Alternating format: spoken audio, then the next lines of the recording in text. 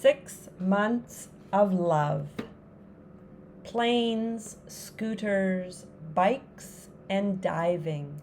Not just surviving, I choose thriving.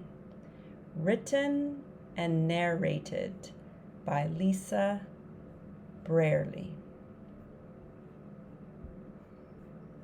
Chapter 1. August 2022. I am proud, loved, joyous, scared, excited, nervous, sad. 5,000 kilometers across Canada.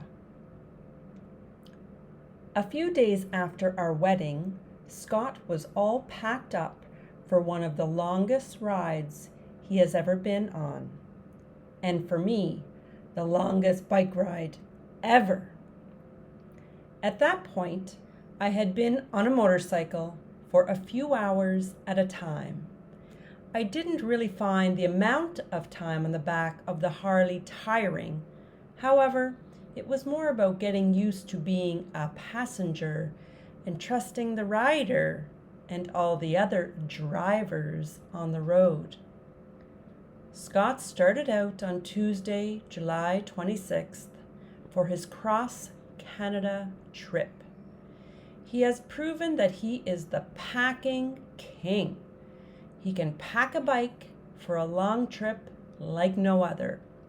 He was fully prepared and set off in the dark and wet morning of Tuesday. Remember, we got married on the 23rd of July, so it was hard to say goodbye for the next 6 days. I just married this man, and now I have to say goodbye for almost a week.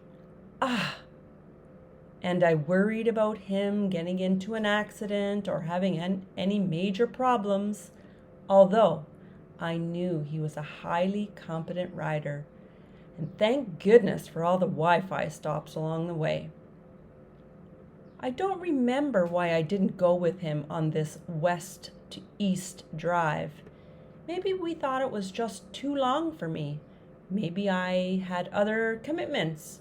Either way, the plan was made and I would meet him in PEI on August 1st. Scott had one big hiccup along his journey. Not being there when it happened. I don't know his immediate reaction. However, when he contacted me, he calmly told me. I pulled out my phone while I was riding and put it in the cubbyhole on the handlebar area. Well, it didn't stay there. Something was in the way, a wallet or something. My cell phone went bouncing onto the wet pavement and it was toast.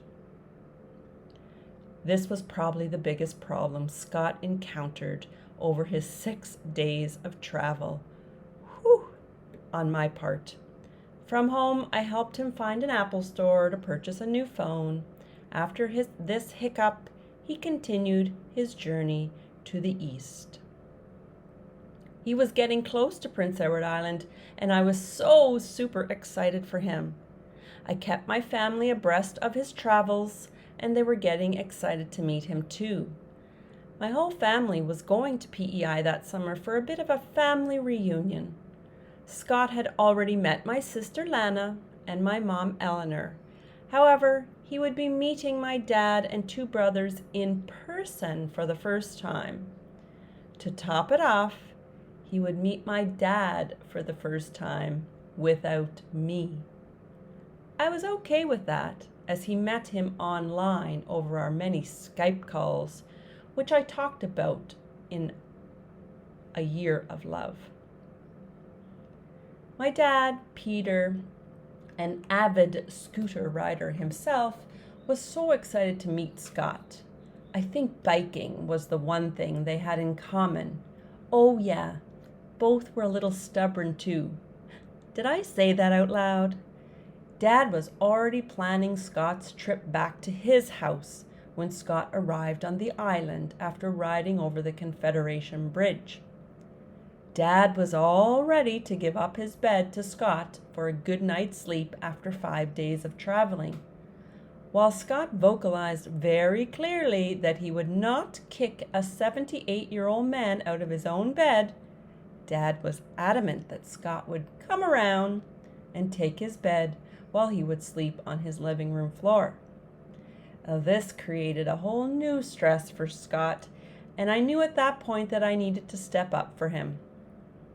I spoke to Dad on several occasions that Scott would not be taking his bed and would sleep on the floor. I needed to do my best to share Scott's feelings with Dad. Scott met up with Dad at Tim Hortons on the island and was surprised at how tiny in stature Dad was. He only saw Dad from the waist up on our bi-weekly Skype calls. Even though Dad could be as stubborn as Scott, his presence was probably less intimidating. Dad and Scott had a little bit of a rough start. Scott felt like Dad wasn't hearing him, and I believe that Dad was trying to be a good host. However you look at it, it was a rough start, but I believe Scott's clarity in what he wanted was clear to Dad, whether he liked it or not. Dad rarely encounters someone like Scott, someone so sure about what he wants and needs to be heard. Scott knew where he stood with his elders on top of that. This was his new wife's dad, and he would not take his bed.